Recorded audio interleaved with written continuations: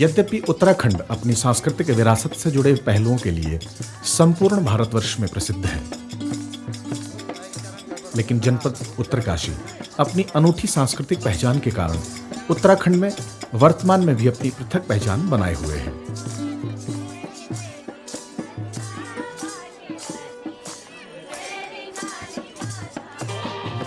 यहाँ का लोक जीवन यहाँ की सांस्कृतिक विविधताओं में परिलक्षित होता है।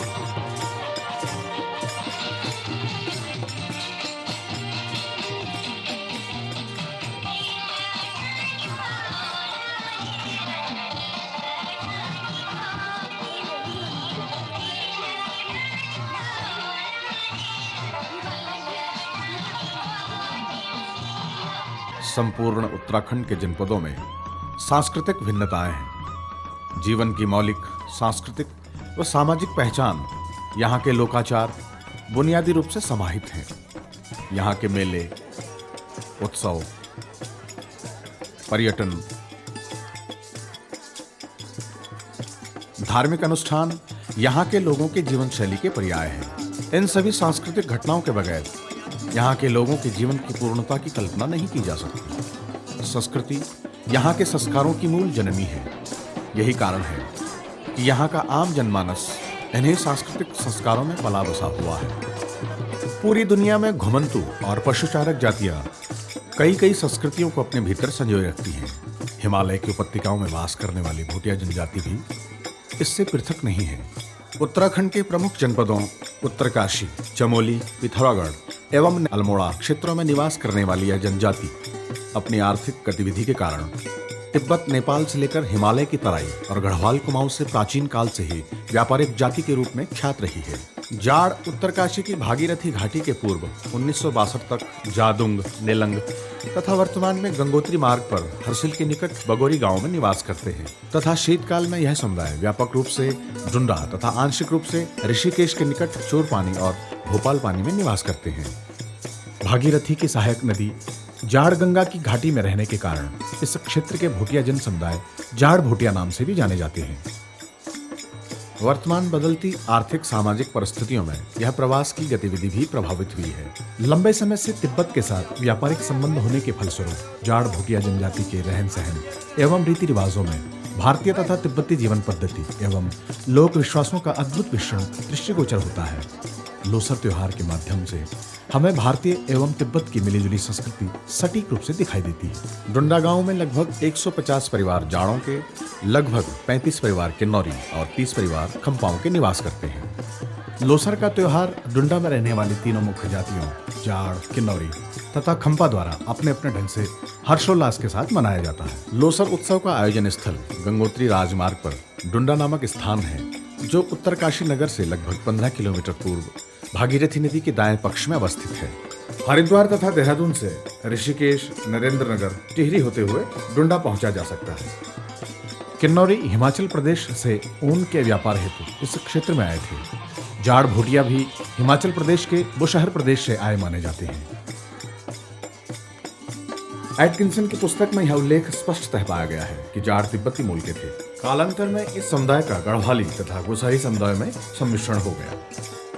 खम्पा तिब्बती मूल की एक खानाबदोश जाति थी।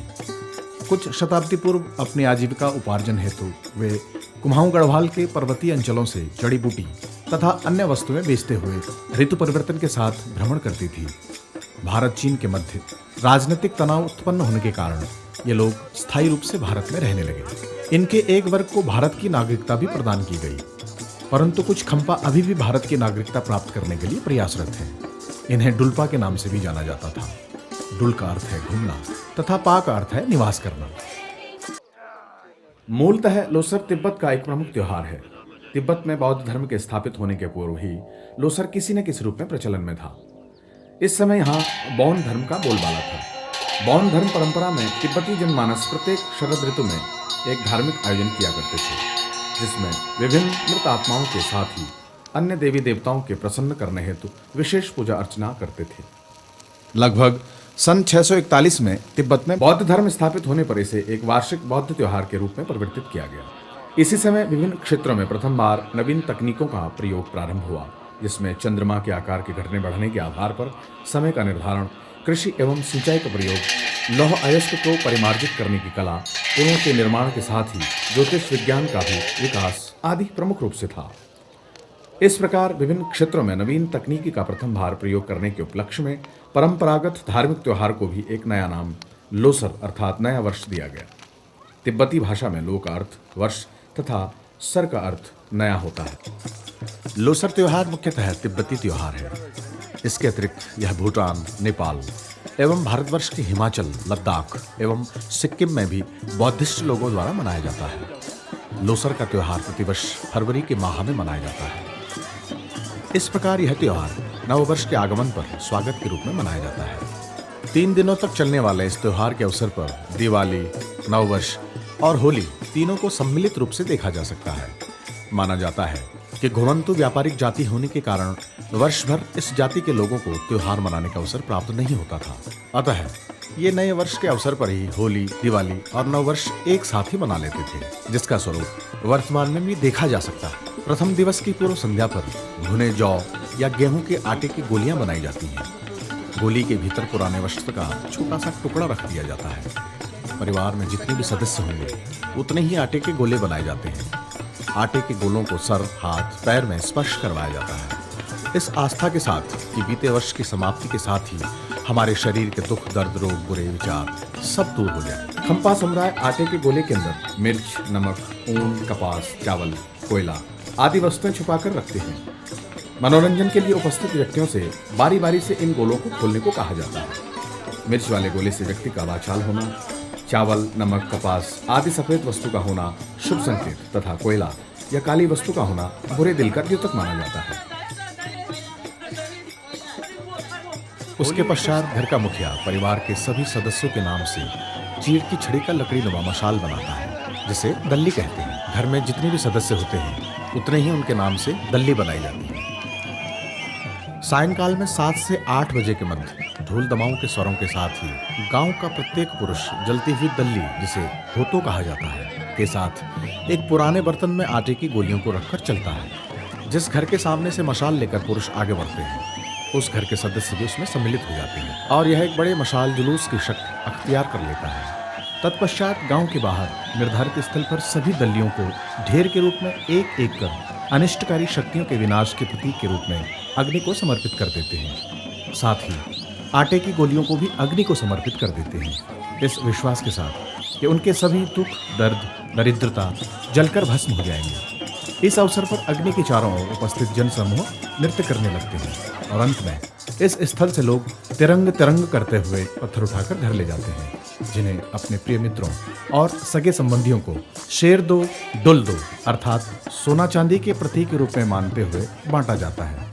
तिब्बती भाषा में शेर का अर्थ होता है सोना तथा डुल का अर्थ होता है चांदी। पत्थर भेंट करते समय त्रिंगता, मृगखी, खेखम्मा, शेर कुलखी का उच्चारण करते हैं। इसका अर्थ यह होता है कि आपके घर व परिवार में समृद्धि हो एवं आपके पास खूब भेड़ बकरियां और घोड़े हों, जिसके बदले इन्हें दक्षिणा स्वरूप मिष्ठान एवं मुद्रा देने का प्राविधान है। जो है ना, हाँ जी, इसमें सोने का काम करेगा। अच्छा। और ये ऐसा है कि जैसे हम लोग नहीं देते सोना, आपके घर में पूरा सोना से भर दिया जाए, अच्छा। खुशियां से भर दिया जाए। रात भर इन पत्थरों को घर में रखने के पश्चात सुबह किसी पवित्र स्थल पर इन्हें छोड़ दिया जाता है। ऐसा आभास है कि पुराने समय में व्यापारिक जाति होने के कारण धन धान्य से परिपूर्ण होने की स्थिति में संभवतः सोना चांदी के टुकड़ों को अपने प्रियजनों को उपहार स्वरूप प्रदान किया जाता रहा होगा। खंपा दिवाली प्रायः जाड़ समुदाय से एक दिन पूर्व मनाते हैं तथा आटे के मानवकृत आकृतियों को अग्नि में समर्पित कर देते हैं। द्वितीय दिवस नए वर्ष के रूप में मनाया जाता है। सर्वप्रथम जौ की बोई हुई हरियाली काटी जाती है और आटे के गणेश डंगिया की स्थापना की जाती है। गणेश के साथ पूरी, चावल, हरियाली, आटा तथा छंग, जो चावल से निर्मित स्थानीय बियर होती है, आदि वस्तुएं रखी जाती हैं तथा आटे के पशु भी बनाकर रखे जाते हैं, जिससे कि पशुधन की वृद्धि हो। एक चीज गाय होता है, गाय, भैंस, घोड़ा पूरी देखो, पूरी फूल और पूरी है ना हाँ जी, ये फूल है हाँ जी, और इसमें ट्रॉफी है हाँ और इसमें एक गाय है, हाँ, एक घोड़ा है, एक बकरी है, अच्छा और एक में मेंढा है, खाडो वाला ये घोड़ा है इसमें, एक घोड़ा, एक बकरी, एक भेड़। डंडा उठा देते ना तो इसको हाँ इसको तोड़ते हैं, क्यों बनाते हैं इसको ऐसा? इसको बनाते हैं भगवान बनाने। जब तक झंडा नहीं उठाया हाँ, अभी बाद में तोड़ देते हैं इसको? हाँ आज के दिन हम इसको ऐसा कोल करके झंडा उठा के तब अब इसको क्या करेंगे इसका? अब इसको तोड़ के गाय को खिला दें। गाय को खिलाएंगे। गृहिणी प्रत्येक सदस्य एवं अतिथि के दाहिने कान के ऊपर घी तथा हरियाली टोपी में, कान में तथा हाथ में प्रदान की जाती है। घर घर जाकर भी हरियाली बांटी जाती है तथा नए वर्ष की शुभकामनाएं प्रदान की जाती हैं। इस दिन धियाणियों यानी विवाहित पत्नियों को आमंत्रित किया जाता है तथा भोजन आदि करवाकर अंत में दक्षिणा देकर विदा किया जाता है। आयोजन के तीसरे दिन अथवा अंतिम दिन झंडा या लोकता फहराने का कार्यक्रम प्रातः सूर्य की किरण के साथ प्रारंभ हो जाता है। झंडों को घरों के अतिरिक्त बड़े ऊंचे वृक्षों, जंगल एवं निकटस्थ पर्वतों की चोटियों पर फहराया जाता है।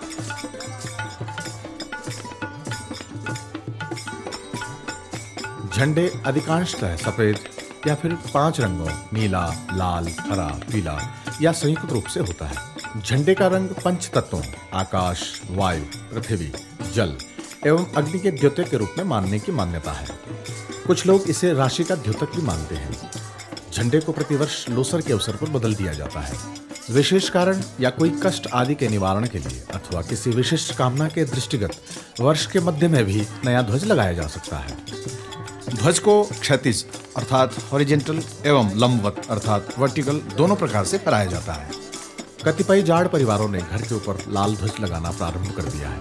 कुछ लोगों विशेषकर खंपाओं द्वारा सामूहिक रूप से बौद्ध मंदिरों एवं कुछ परिवारों द्वारा वृक्षों की शाखाओं पर अथवा पर्वत शिखरों पर भी ध्वज फहराए जाते हैं। मान्यता है कि जितनी ऊंची चोटी पर झंडे को फहराया जाता है, राशिफल में उतनी ही वृद्धि होती है। इसके अतिरिक्त कुछ लोग झंडों को नदी के किनारे भी फहराते हैं।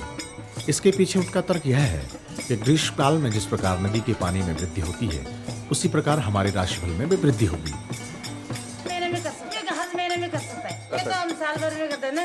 जिसका राशि खराब हो, जो बीमार होते हैं वो तो हम हर महीने में लगाते हैं। जंगल में भी लगाते हैं, बहुत ऊंचे ऊंचे में लगाएगा तो ठीक रहते हैं। अच्छा हाँ, जब गर्मियों में पानी बढ़ता है हाँ जी। वो गंगा किनारे लगाएगा तो जैसे पानी बढ़ता है वैसे हमारा राशि ऊंचा हो जाता है। अच्छा इसलिए हम लगाते हैं। ठीक, धन्यवाद। झंडों पर मणि मंत्र के ठप्पों को छापा जाता है।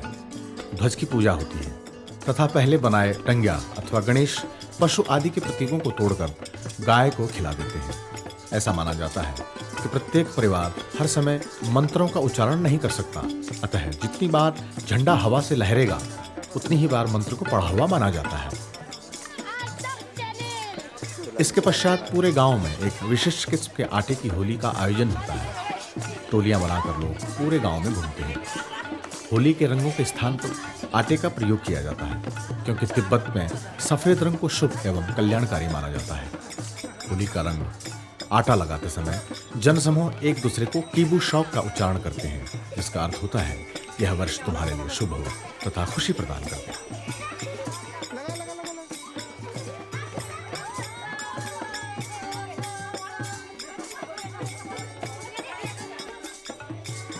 तिब्बती लोसर में जनमानस अपने दाहिने हाथ में संपा अर्थात जौ का महीन आटा लेकर आकाश की ओर फेंकते हैं। इसके बाद वे मनोरंजन के तौर पर आटे को आपस में एक दूसरे को लगाते हैं।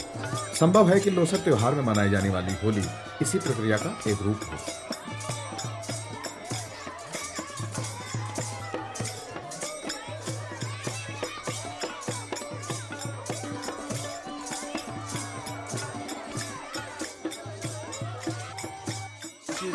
सो बोलते हैं ना। हाँ तो दूसरा बार भी सो है। हाँ। तीसरा बार की सो हार गया की सो हार गया हर गया लो, इसका क्या मतलब हुआ? की सो हार गया लो यदि वो है ना शुभ का ओ ना रिवाज में ना अपना उसे बोलते हैं भाषा में कि किबू शौक, यानी किबू शौक माने बहुत अच्छा हो ना। अच्छा। ये साल हमारा ऐसा कि शुभ हो। शुभ मतलब शुभ हो। अच्छा ठीक है। किबू शौक माने बहुत ही अच्छा हो। अच्छा हो। हार गया माने तो हमारा वो ठीक देवता नाम से जाता ना वो। ठीक।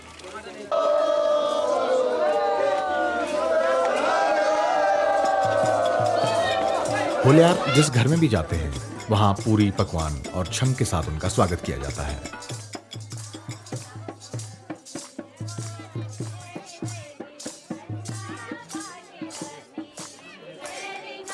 छंग भोटिया जनजाति के लिए एक धार्मिक महत्व की वस्तु है। विशेष अवसरों पर इसे प्रसाद के रूप में ग्रहण किया जाता है।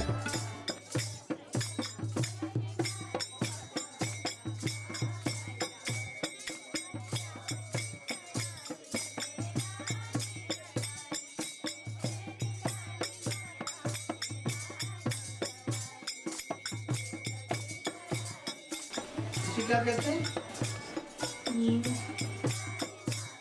नींबू? नींबू क्या होगा? छंग छंग बोलते हैं, क्या बोलते हैं? छंग तो भैया निचोड़ के निकलते ना, ये उससे भी ज्यादा वो होता है। ज्यादा क्या होता है? मतलब अच्छा होता है, ये शुद्ध है, अच्छा होता है। मतलब ये इसको pure है। और ये क्या लगा रखा है आपने? ये क्या लगा रखा है? घी। घी क्यों लगाते हैं? हैं?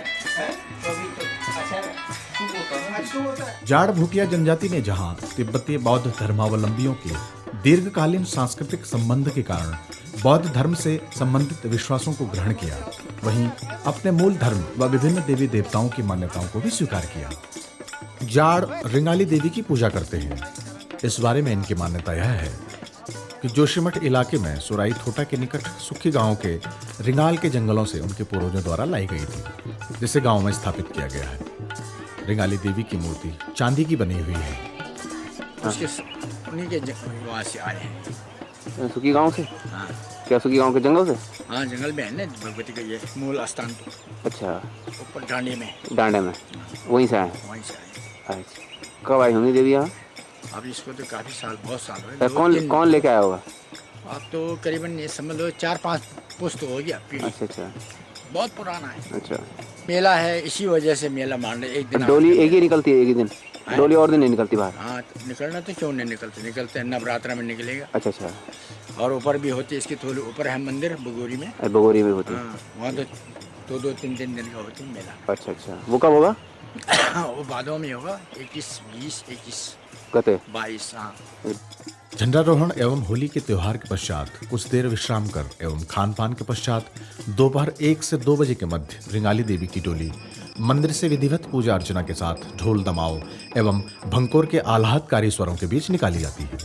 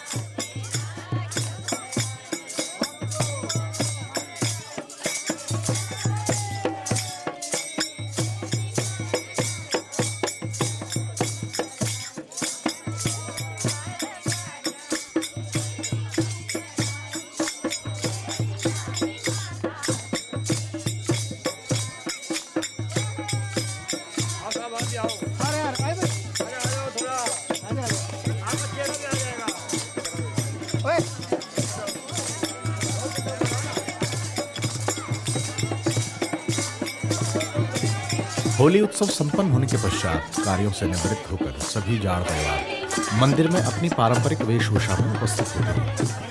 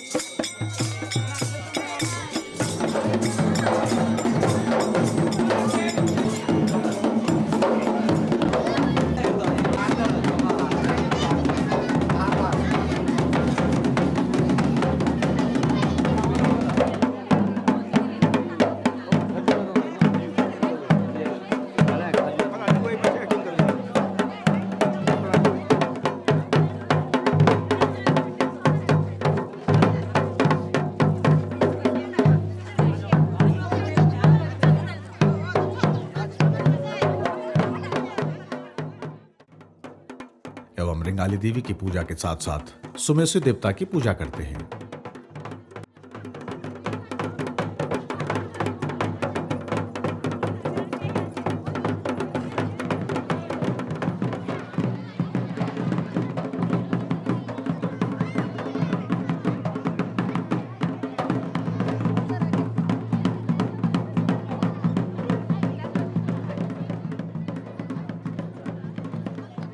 इस अवसर पर इन लोगों द्वारा एक छोटी सी डोली के प्रतीक के रूप में नचाई जाती है।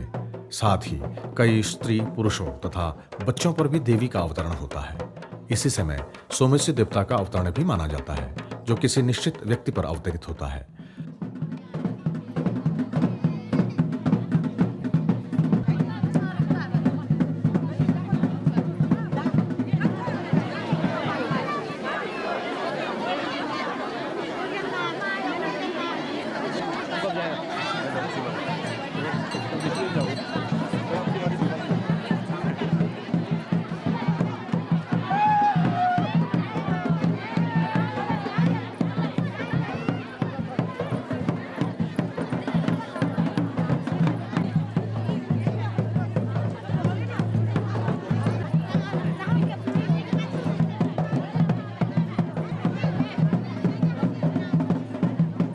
सोमेश्वर देवता उत्तरकाशी के लगभग सभी गांवों में पूजा जाता है।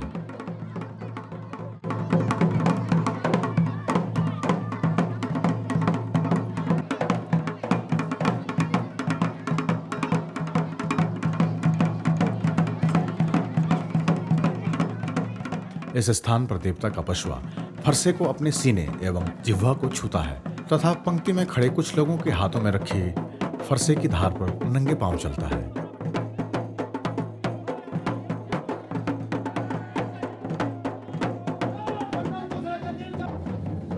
तथा यह प्रक्रिया बार बार चलती रहती है और साथ साथ भविष्यवाणी भी घोषित की जाती है।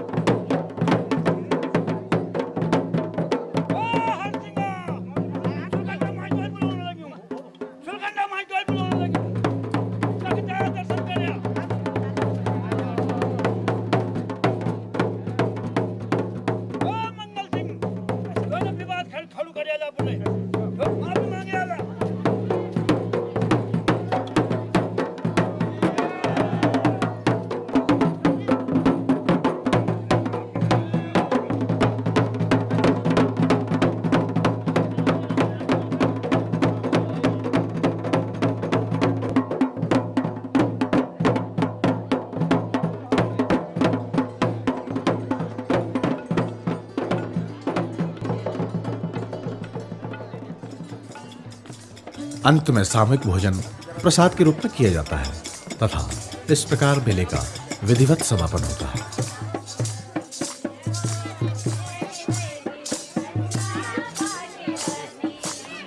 इस प्रकार 3 दिनों तक चलने वाले लोसर त्योहार का अर्थ है एक दूसरे को शुभकामनाएं देना तथा रिश्तों को मजबूत करना। खूब मौज मस्ती के साथ ही स्थानीय देवी देवताओं की पूजा अर्चना कर संपूर्ण वर्ष के लिए आशीर्वाद ग्रहण करना। के लोगों में अभी के लोगों में कुछ बदलाव आया जरूर है, मानते हैं। बदलाव का कारण ये है कि ये कुछ आजकल के मॉडर्न जो वो आ रहा है वो ज़्यादा असर कर रहा है। पहले हमारे यहाँ ऐसा होता था कि ये ढोल बजाने वाला एक भादगी होता था, कोई किनारे में आके ढोल बजाता और पूरे गांव के आदमी कंटिन्यू प्रत्येक 2-2, 3-3 परिवार के यहाँ बैठ के 1-1 घंटा ये छंग छूंग अपना वो जलपान है वो करते थे। तो उसमें एक ही कप, उसमें विशेषता ये है कि एक ही कप होगा मतलब जो चलाने वाला एक आदमी होगा और एक ही कप होगा, कुछ अगर 100 आदमी हो तो उसी एक कप में पिएंगे। मतलब इतना प्रेम था, आपस में भेदभाव कुछ नहीं था। बीच में कुछ ऐसा दौर चला, ये फैशन वाला दौर। तो फैशन वाले दौर में जो है, फैशन वाला दौर कपड़े तक का फैशन नहीं हुआ, खाने पीने में भी फैशन हो गया। लोसर त्योहार भारतवर्ष का ही नहीं अपितु उत्तराखंड में आयोजित होने वाले विभिन्न त्योहारों में एक अनूठा और भिन्न त्योहार है। यह उत्तराखंड की अमूल्य सांस्कृतिक निधि है। इस अभिलेखीकरण से हमारा प्रयास है कि इस त्योहार के संरक्षण और संवर्धन में हम कुछ कोशिश कर सकें।